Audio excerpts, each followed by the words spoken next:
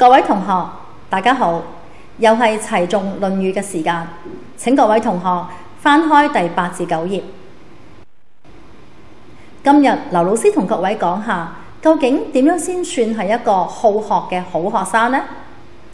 同學可能心諗，一定係喜歡學習、努力讀書、成績優異。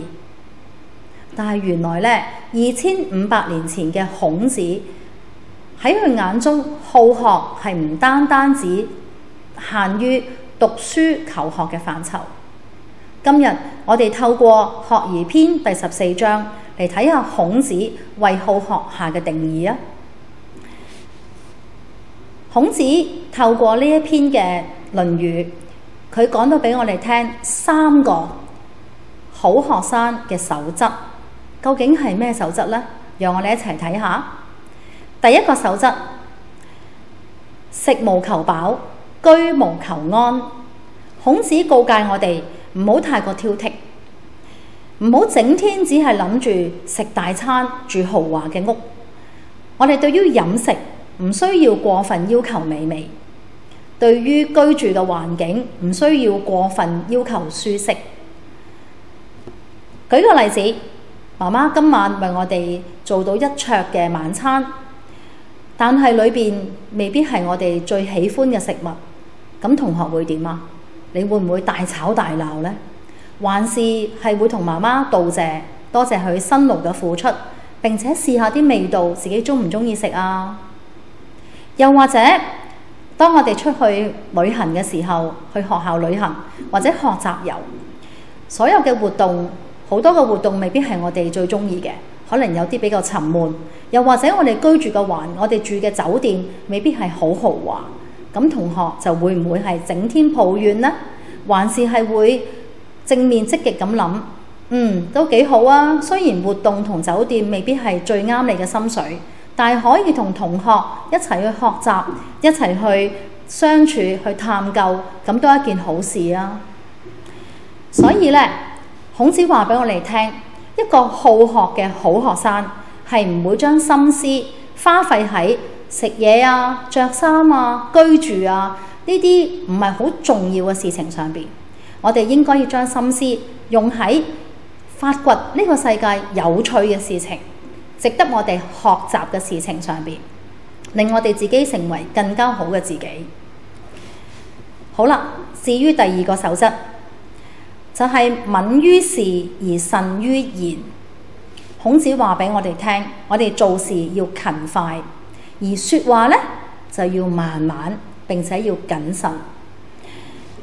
舉個例子，當老師佈置嘅功課，我哋返到屋企，其實應該係馬上完成嘅，唔應該再拖拖拉拉。當有同學想講你嘅朋友壞話嘅時候，又或者亂咁作出承諾嘅時候，我哋要管住自己嘅嘴巴，要諗下，停一停，諗一諗先。你講出呢句説話會唔會傷害你嘅朋友呢？又或者你亂咁許下承諾，究竟呢啲承諾你有冇能力去完成呢？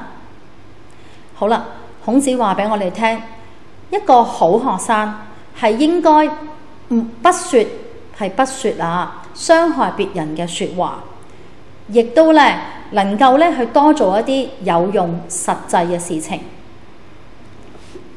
至於第3條，就有道而正言。孔子話我哋要主動去接觸、去親近有品德、有學問嘅人，讓佢哋去幫你去指正、改過你嘅錯誤，一啲唔好嘅習慣。舉個例子，當你遇到一啲唔識嘅題目嘅時候，你會唔會主動去請教老師或者同學呢？又或者當你發現自己近排常常發脾氣，或者有啲唔好嘅習慣，你又會唔會主動去求助你身邊值得你信任嘅父母啦、朋友啦，或者同學呢？孔子話俾我哋聽，一個好學生係應該知道自己唔係所有嘢都完美嘅。我哋應該好似海綿一樣，主動去吸收老師、父母、同學嘅優點，令到自己成為最好嘅自己。同學，你哋有冇發現到啊？孔子裏邊所講，孔子話好學嘅好學生，唔單止係指讀書考試嘅成績，更加係學習點樣成為一個最好嘅自己。而家讓我哋一齊去讀下呢一篇嘅《論語》啊！劉老師讀一句，請同學跟我讀一句。學而篇第14章。子曰：君子食而無求飽，居無求安，敏於事而慎於言，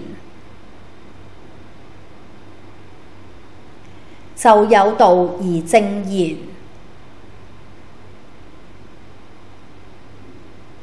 可謂好學也已。